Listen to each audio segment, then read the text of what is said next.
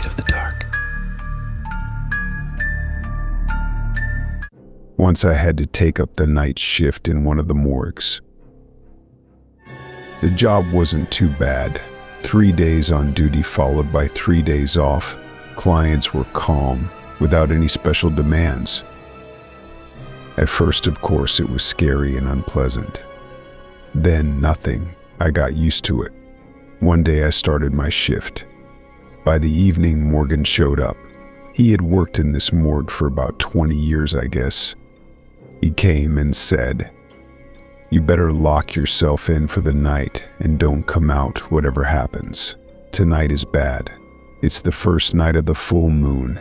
Anything can happen." Naturally, I got furious. I called Morgan all sorts of names. I felt offended that an uneducated guard like him would scare me, a person with a higher education. Morgan listened quietly and said, "I warned you," then turned around and left. By the end of the workday, I probably wouldn't have even remembered about this incident, but one detail alarmed me. Morgan was sober and spoke quite seriously.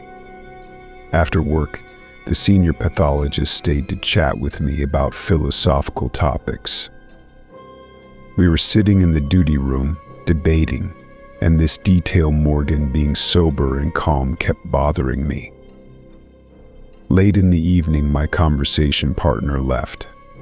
I locked the door behind him and remained alone.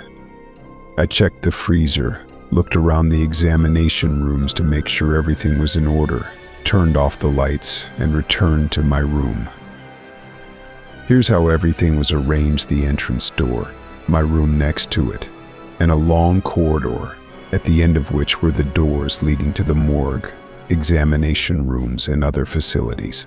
Several lamps were lit in the corridor all night long. There should have been light in my room too, but the guards always turned it off when they went to sleep. The doors, except for the main one, were never locked, just firmly closed. There was a latch on the door of my room, but it was always left slightly open. And so it was that night. It was quiet outside, no wind, no noise of cars.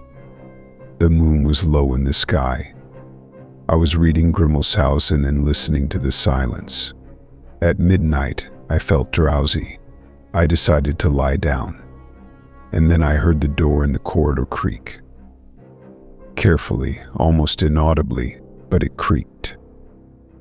I peeked outside. The light in the corridor was dim, scattered. It was dark where the doors were. Nothing could be seen. I started feeling uneasy. However, I thought, I'll go and see why the door opened. I went, trying to be confident, my steps echoing loudly. And then I noticed, or rather felt, something barely perceptible moving ahead in the darkness. I vividly remembered, "Lock yourself in and don't come out." Whatever happens, I slowly stepped back, closed the door, and slid the latch. There was a rustle of fast footsteps in the corridor, ending right at the door. Then someone outside pulled hard on the handle.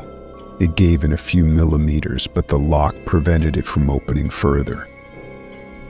In the crack, there flickered an indistinct dark silhouette, and a distinct sweetish smell of formalin seeped into the room.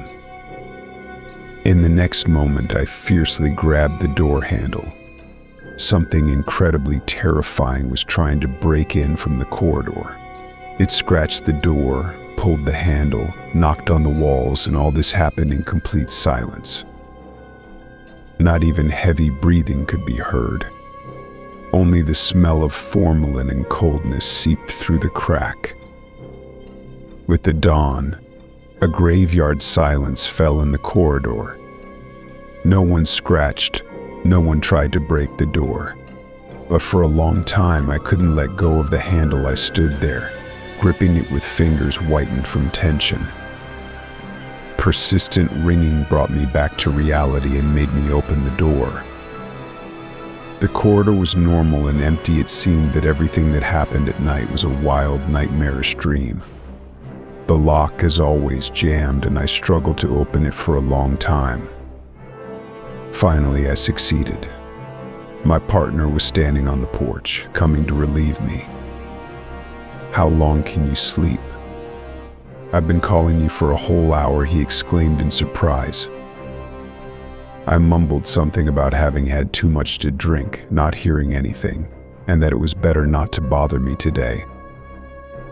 The workday was in full swing, but I couldn't bring myself to go home. I nervously smoked on the porch of the service entrance and desperately tried to understand whether what happened at night was real or a dream.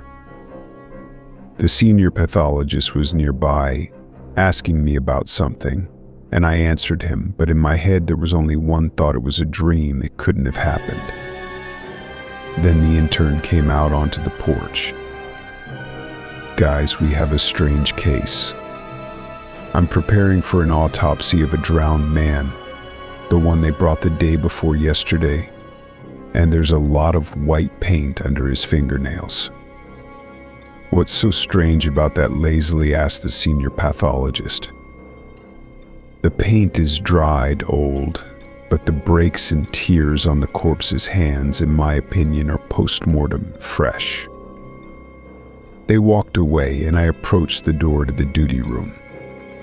At the height of a human's growth, on the smooth white surface, semicircular scratches and uneven chips were clearly visible.